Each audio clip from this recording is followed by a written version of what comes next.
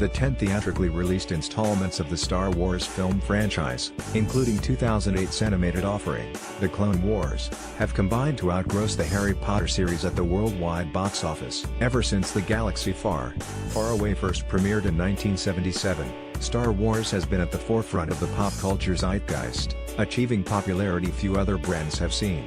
It was one of the driving forces behind Disney's decision to purchase Lucasfilm in 2012, reviving the dormant property by distributing a new movie annually. The renaissance started back in 2015 with The Force Awakens, and the Mouse House has been rolling in the dough ever since, acquiring Lucasfilm and all its assets for the grand sum of $4 billion.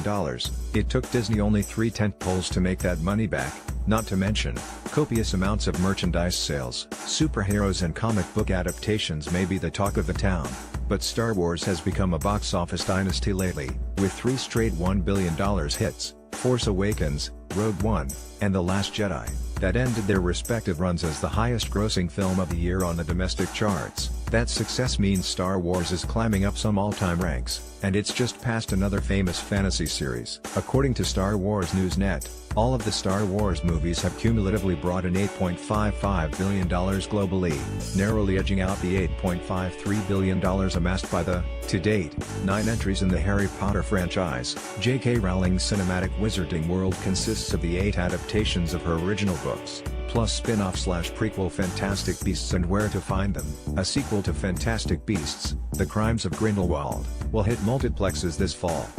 Star Wars is now the second highest-grossing film franchise ever. This small gap between franchises will undoubtedly increase well before Grindelwald opens in November.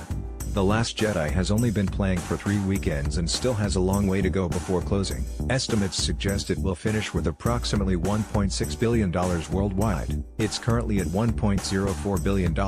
Additionally, Lucasfilm will unveil Solo, a Star Wars story in May, which should do well commercially. Unsubstantiated rumors indicate Disney is preparing for it to flop, but the anthology ranks among the most anticipated movies of the year, a positive sign for its prospects. Star Wars will put more of a stranglehold on its second-place spot when J.J. Abrams' Episode 9 debuts in December 2019. There's no word on when the third Fantastic Beasts movie will premiere. Unfortunately for Lucasfilm, they are going to have to settle for the silver medal, as they'll perpetually trail fellow Disney cash cow the Marvel Cinematic Universe. 17 films in, the MCU has brought in an astounding $13.5 billion globally, and that number will only rise as we make our way through 2018. Marvel is now in the business of releasing 3 new movies per year, with Black Panther, Avengers, Infinity War, and Ant-Man and the Wasp on the docket over the next 6 months. Lucasfilm is content with 1 new Star Wars annually, which has worked out just fine for Kathleen Kennedy and company. They could up their output one day, but this isn't a competition. Source: Star Wars News.